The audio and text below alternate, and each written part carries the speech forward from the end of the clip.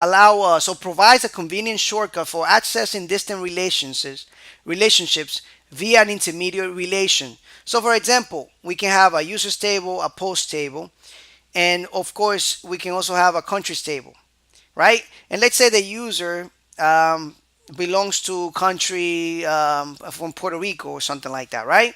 And we want to find out through a post, not through the user, but through another table, where is the user from? We can do this with has many through relation. And let me just show you real quick, okay? So we're gonna find out through another table about a relationship for a specific model. In this case, we're going to find out the country for a user through the post table, all right, to an intermediate table. All right, so the first thing that we need to do is we need to set some type of route, right? We need to make sure that when the user comes in, right, um, it comes in through a route that we can check, right? We can say, okay,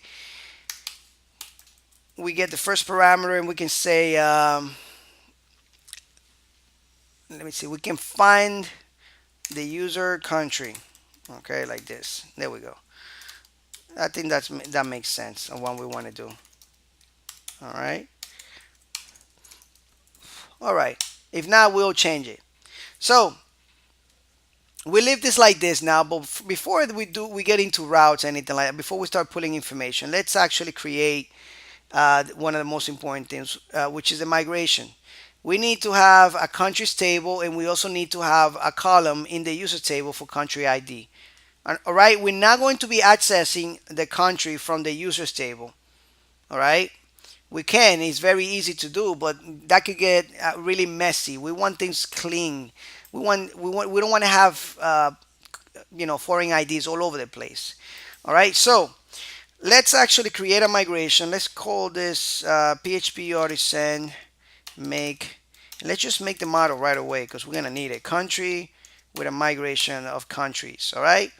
Once we have that, now we need to add a country ID table to users. So let's create a migration for that as well.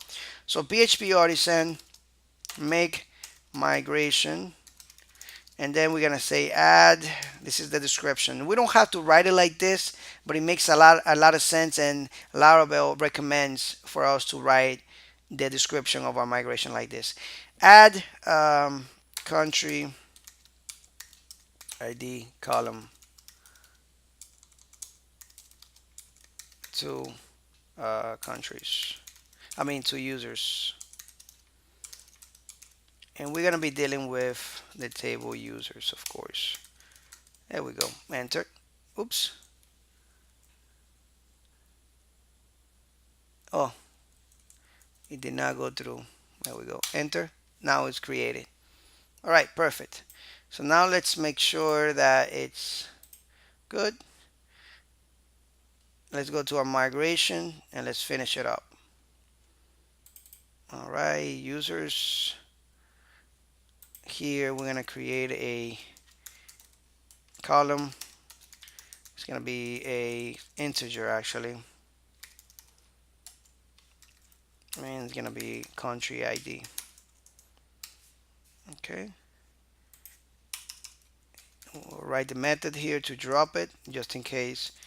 Let's just get the object first, right? And then drop colon, and it's gonna be country ID. There we go. All right, perfect. So now let's go and to the countries and also create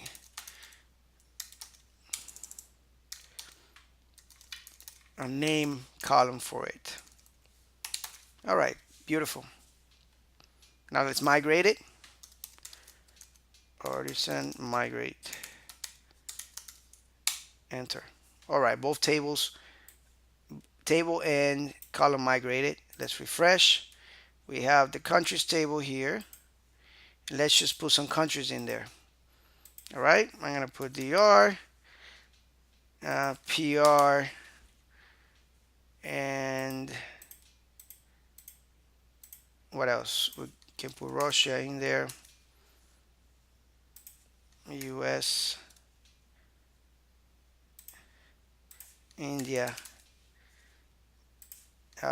Israel, Canada, United Kingdom.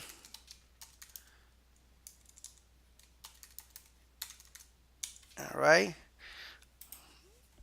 All right. You guys are from too many countries. I can't guess all of you, all right?